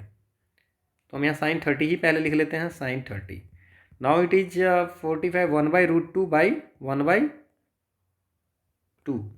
सो 1/√2 हमारा म्यू की वैल्यू आ गई। ठीक है, ना 1/√2 आ रही है। Okay, it's a mistake somewhere, no it's a √2, it's a √2। Now इसमें क्या है कि अब एक चीज़, तो म्यू की वैल्यू अगर √2 आ गई तो हम लोग क्या कर सकते हैं, म्यू की वैल्यू √2 है, तो म्यू की वैल्यू जो होती है वो इक्वल टू c/v होती है, velocity of light. So velocity of light is equal to c/μ, और c की वैल्यू 3 × 10⁸, ठीक है, divide by 1.41। What is the value, is 3 divided by 1.41 which is equal to 2.127 into 10⁸ meter per second, this is the answer। so ठीक है, angle of incidence 75% angle of prism, बहुत ही आसान question था कि आई की वैल्यू 75% ऑफ ए कर दिया था, तो ए की वैल्यू और आई की वैल्यू निकल गई, और मिनिमम डेविएशन में ये इक्वल होता है। तो ये उसको आप छोड़िए, अगर आपको सिर्फ इतना सिंपल दो ये फार्मूला और मिनिमम डेविएशन में आई इज इक्वल टू ये होता है, और ऑफकोर्स ये देखने से भी लगता है कि मिनिमम डेविएशन में क्या होगा, आई इज इक्वल टू ये होगा तभी मिनिमम डेविएशन होगा, और प्रिज्म लॉ में म्यू की वैल्यू ये होती है। 2-3 फार्मूला अगर याद होगा तो क्वेश्चन बनेगा, अदरवाइज इट्स वेरी डिफिकल्ट कि एग्जामिनेशन में इस क्वेश्चन को सॉल्व करना। नेक्स्ट क्वेश्चन है, the diameter of a capillary is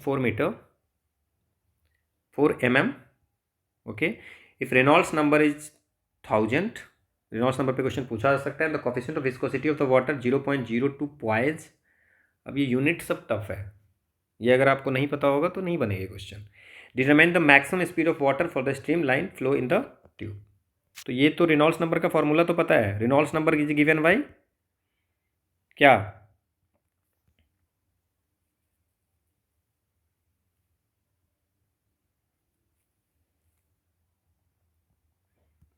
this one is the coefficient of viscosity. Coefficient of viscosity ये क्या है? डी जो है वो डायामीटर है। फॉर्मूला याद होगा तो क्वेश्चन बन जाएंगे, नहीं याद होगा तो एग्जामिनेशन में वैसे भी नहीं बनेगा। ठीक है, ये रेनॉल्ड्स नंबर हो गया। अब हमें निकालना क्या है फिर? हमें वेलोसिटी निकालनी है। डेंसिटी ऑफ वाटर, ये डेंसिटी ऑफ वाटर पता ही है, डेंसिटी ऑफ वाटर। ठीक है, 1997 होता है, 1000 मान के चलो। So now Reynolds number is 1000, density of water is 1000। B की वैल्यू नहीं पता है ना? ठीक है, v की वैल्यू तो निकालनी है। v की वैल्यू, डायमीटर क्या है? इट्स अ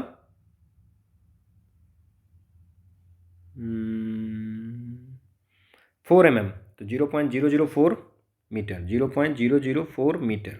मीटर हटाओ, इसको लिखने की ज़रूरत नहीं है। नेक्स्ट कॉफिशिएंट जो है ये दिया हुआ है कि कॉफिशिएंट 0.02 पॉइज, तो 0.02 पॉइज को कन्वर्ट करेंगे। अब ये नहीं पता होगा तो एग्जामिनेशन हॉल में सॉल्व नहीं होगा। 0.02 पॉइज इज इक्वल 1 पॉइज की वैल्यू जो होती है वो होती है 0.1 पास्कल। ठीक है, तो 0.1 इसका मतलब डिवाइड मल्टीप्लाई करो, so 0.02 into 0.1। Now we have to calculate the V. So V कितना हो जाएगा? 1000, तो ये तो वैसे ही 2 से 1 हो जाएगा, 2 हो जाएगा, बस बचेगा 2/4, it's 0.5 metre per second. Centimetre में है तो 50 सेंटीमीटर पर सेकेंड। अब मैक्सिमम वेलोसिटी पूछा जा रहा है, तो ये 50 सेंटीमीटर हमारे ऑप्शन में है। द डायमीटर ऑफ ये हो गया। Determine the maximum speed of water for the steam line flow in the tube. ठीक है, तो जो एवरेज वेलोसिटी है, तो मैक्सिमम वेलोसिटी जो होगा वी मैक्स जो होगा वो 2 इंटू एवरेज वेलोसिटी होता है। सो 2 इंटू 50 विच इज़ 100 सेंटीमीटर। अब अगर आप यहाँ सॉल्व भी कर लेते हो, ये नहीं पता होता है तो आप इस क्वेश्चन में गलत कर लोगे। So maximum speed he is asking, so this is one is the average speed. ठीक है, सो वी जो है इस फॉर्मूला में वी जो है वो एवरेज फ्लो होता ही है, एवरेज वेलोसिटी ऑफ फ्लो। ठीक है, तो फॉर्मूला में कौन सा वर्ड, कौन सी टर्म है और किस चीज़ के लिए, वो भी पता होना जरूरी है। नेक्स्ट क्वेश्चन ये है कि 2 amplifiers are connected one after the other. Okay, A1 cascaded form में है। The first amplifier has voltage gain. Okay, so voltage gain कितना है?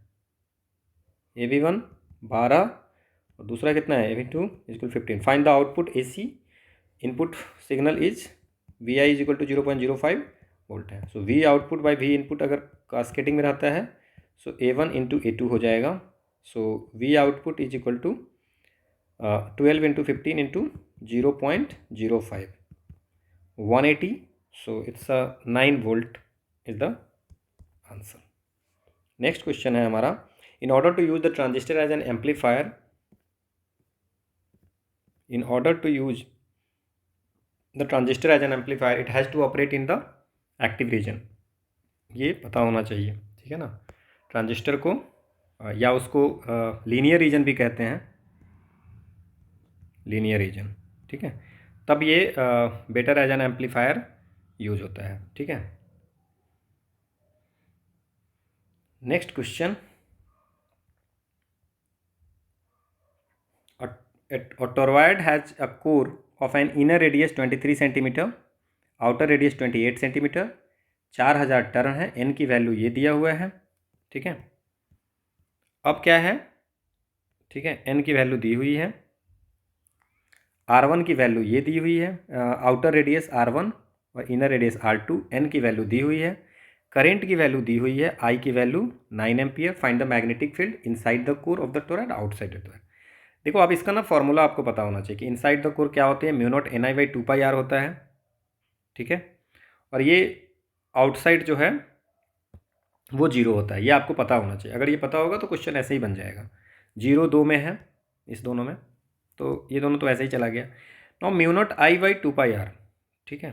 सो अब इसमें देखते हैं, mu not I by N I by L होता है एक्चुअली, एल, ठीक है। सो अब हम इस क्वेश्चन को सॉल्व करते हैं। कैसे सॉल्व कर सकते हैं? सो R1 की वैल्यू हमें दी हुई है, R2 की वैल्यू दी हुई है, ठीक है। सो अगर हम दोनों के बीच की बात करें तो R1 कितनी है, बीच में होगी। सो R1 23 है और 28 है, ठीक है। So we can write B is equal to mu not by कितना है 2 पाई, तो इसमें 2 से मल्टीप्लाई करें, 2 से डिवाइड करें, सो क्या हो जाएगा म्यू नॉट बाई 4 पाई, ठीक है। डूइंग समथिंग समथिंग, ठीक है। So mu not an I by length होता है, तो लेंथ में हम लोग यहाँ पे क्या करेंगे, लेंथ। सो लेंथ क्या हो जाएगा 2 पाई, और ये 23 प्लस 28/2, तभी तो वो बीच का पार्ट निकल जाएगा। सो 2 पाई, और इट्स सेंटीमीटर है तो इसको मीटर में कन्वर्ट किया जा सकता है। तो 0.23 प्लस 0.28 विच इज 0.51, ठीक है। सो 0.51 बाई 2 है, 2 से 2 कैंसिल हो गया। सो ये क्या कहना राइट, 0.51 पाई। और म्यू नॉट की वैल्यू क्या है, म्यू नॉट है, ठीक है, 4 पाई इंटू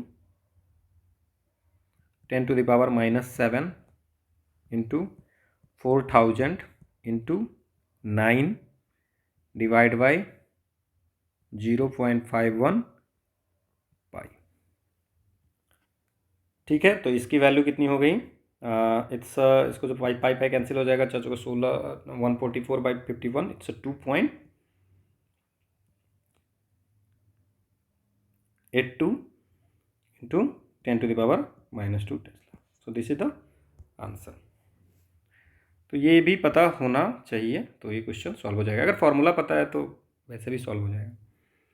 नेक्स्ट क्वेश्चन है हमारा, how does the angle of minimum deviation of a glass prism, 2 पूछ दिया question. Glass prism of refractive index 1.5 changes if it is immersed in a liquid of refractive index 1.25। मतलब पहले 1.5 था, ठीक है। अब 1.5 से ये क्या हो गया, ये 1.25 हो गया। सो एंगल ऑफ डेविएशन जो होगा वो हम लोग ऐसे भी म्यू -1 इंटू ए होता है, ठीक है। तो ग्लास का जो म्यूजी है, म्यूजी की वैल्यू कितने हैं 1.5, और इमर्स इन लिक्विड, कोई लिक्विड है म्यू एल, उसकी 1.25 है। How does angle of minimum deviation glass prism of, ठीक है, deviation of a glass of reflective index if it is immersed, okay. So इसमें दिया नहीं हुआ है, okay. So what we can do, okay, या तो हम कुछ वैल्यू रख के देख सकते हैं, अदरवाइज हम डेल की वैल्यू सीधे निकालते हैं। फर्स्ट केस में डेल की वैल्यू कितनी हो जाएगी 1.5, ठीक है।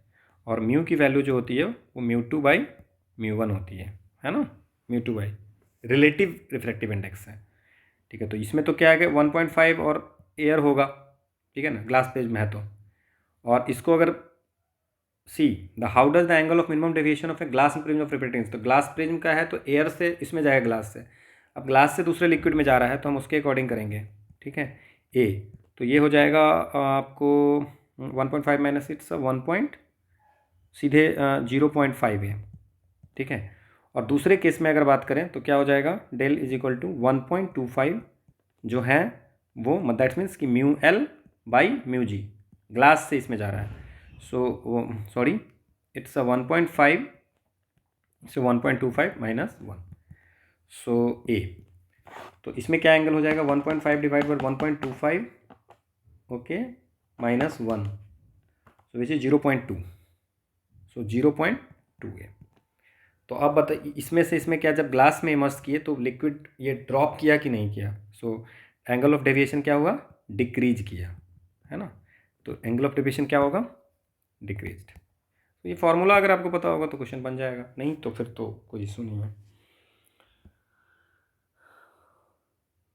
म्यू जो है वो रिलेटिव है, इसीलिए ये करना होगा। नेक्स्ट क्वेश्चन है हमारा,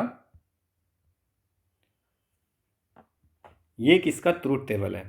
तो ये बेसिकली और गेट का है, ठीक है ना। तो ये 0 0 है ना, a प्लस बी है ना, वैसे और गेट का होता है, और y is equal to a plus B, और गेट का है ये। वैसे अगर एंड गेट का होता तो क्या होता? एंड गेट का होता तो a b y, ये आपको याद रखना हो, 0 0 0 1 1 0 1 1, ये y is equal to a dot b होता है, तो 0 0 0 और 1 ऐसे होगा। एंड और गेट में तो ठीक है। एंड देन फिर अगर आप बात करें नॉट गेट का तो पता ही है, फिर नैंड गेट का, नॉर गेट का, इसका भी कर सकते हैं, नैंड गेट का, नॉर गेट का, तो आपको इतना पता होना चाहिए। नेक्स्ट क्वेश्चन है, नेक्स्ट क्वेश्चन है, above the circuit that consist of NAND gates determine the logic operation carried out by these circuits।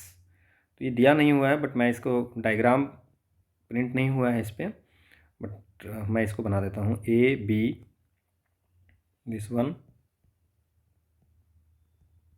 y, ये फर्स्ट डायग्राम है, and the second diagram is that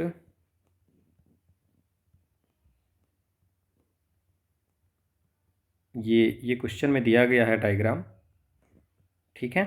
so this one is the A and this one is the B.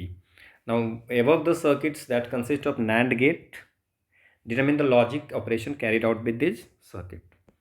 Now इसको अगर solve करते हैं तो जो पहले का सॉल्व करते हैं, तो ये ए बी है, नैंड में जाएगा तो क्या हो जाएगा? एंड का बार, तो ए बी बार हो जाएगा।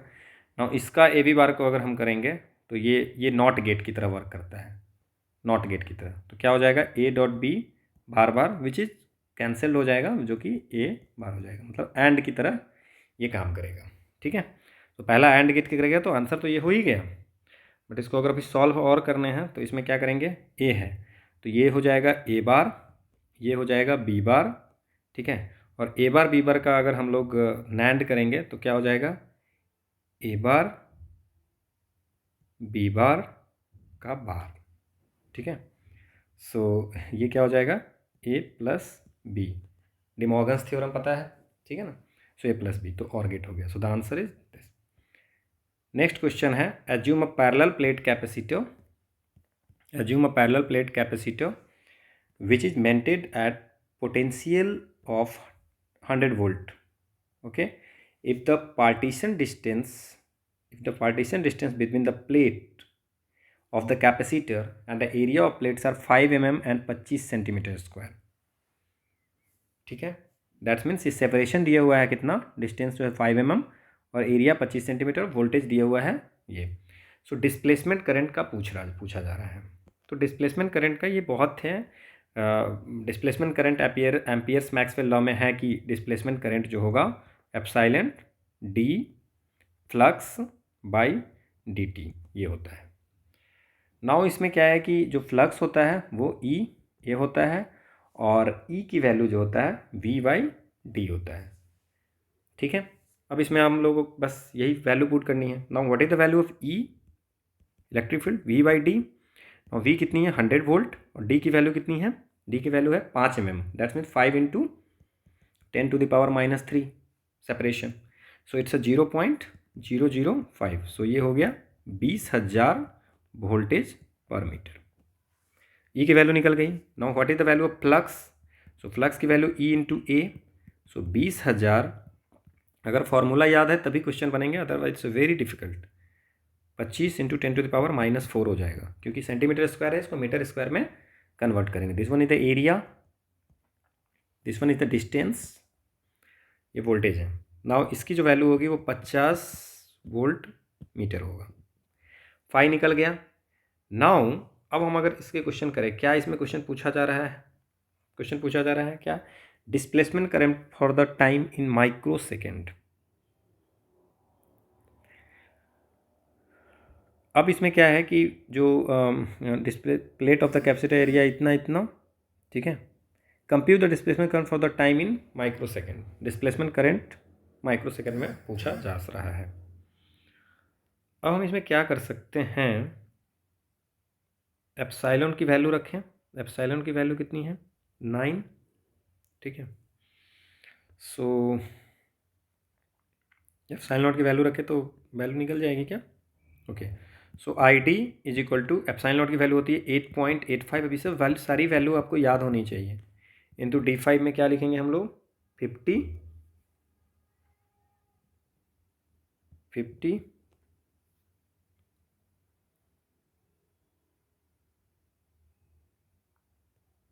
और टी क्या होगा? टी हमारा in micro second computer displacement between the plates of area. Okay okay, so let us assume computer displacement current for the time in micro second.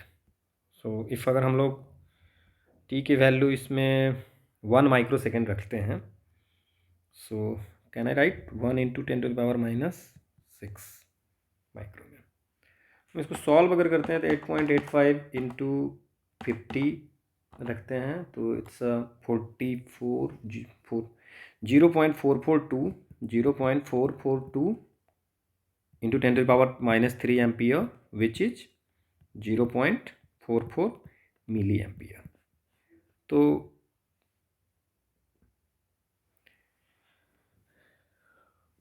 तो इस क्वेश्चन में जो है कि यहाँ पे 1 माइक्रो सेकेंड दिया नहीं हुआ है, बट आंसर की जो आई थी एटीसी की उसमें जो है सो आंसर हमारा 0.44 मिली एम्पियर था।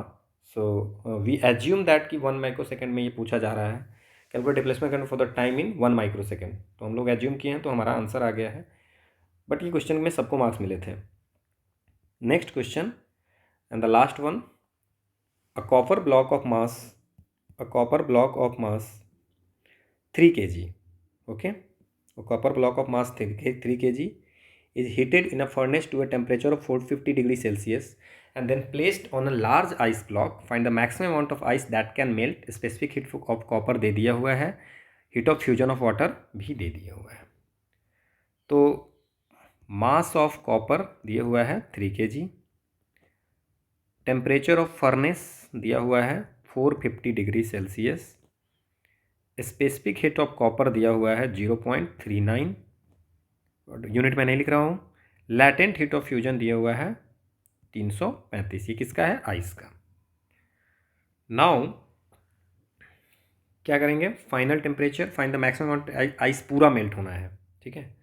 तो इसकी जो फॉर्मूला होती है बेसिकली, ठीक है, वो क्या होती है?